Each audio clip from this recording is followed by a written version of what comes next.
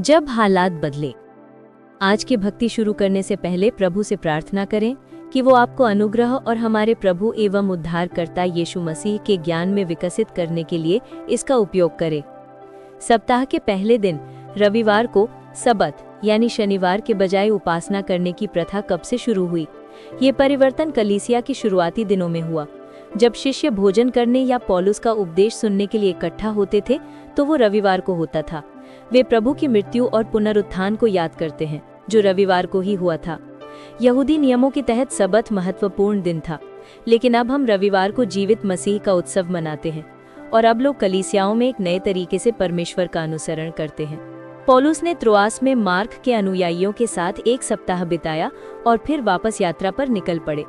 पौलुस जितना हो सके चलना चाहता था और रास्ते में मिलने वाले हर व्यक्ति को यीशु मसीह का सुसमाचार सुनाना चाहता था। वे इफिसुस के बंदरगाह मिलेटस में रुके क्योंकि पौलुस वहां नए चर्च के प्राचीनों से मिलना चाहता था। कल्पना कीजिए कि वे उस बंदरगाह शहर में इकट्ठे हैं।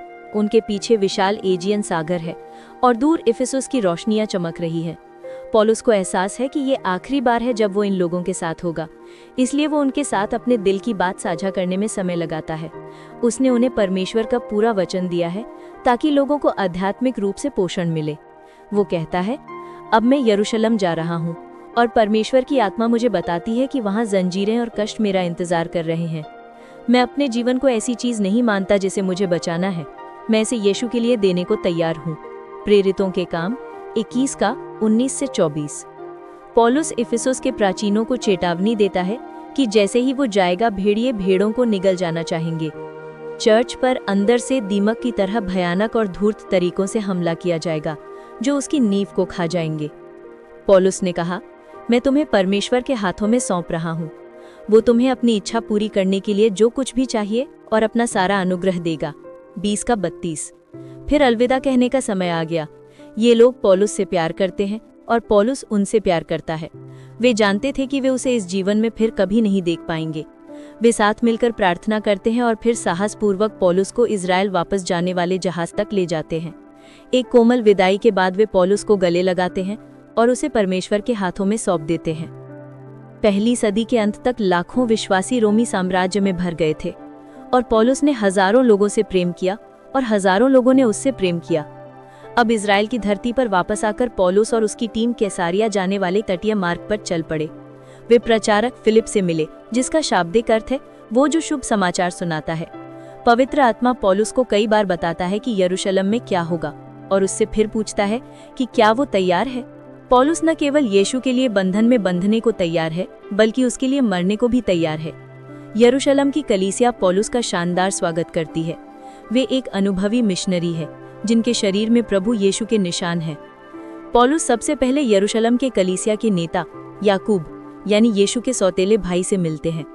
पौलुस उन्हें बताता है कि कैसे परमेश्वर ने यूरोप और एशिया में अन्य जातियों और यहूदियों के बीच कार्य किया था और सभी ने प्रसन्नता पूर्वक उनकी बात सुनी और परमेश्वर की महिमा की। फिर बात थोड़ी गड़बड़ हो गई। एक समूह ने पौलुस के शब्दों को तोड़ मरोड़ कर पेश किया और उन पर यह सिखाने का आरोप लगाया कि विश्वासी यहूदियों को मूसा की व्यवस्था का पालन करने की जरूरत नहीं है। पौलुस ने सिखाया कि यीशु में हम सब एक हैं। यहूदी और अन्य जाति दोनों का उद्धार केवल यीशु मसीह के माध्यम से परमेश्वर की कृपा से होता है। अब पौलुस के सामने एक दुविधा है।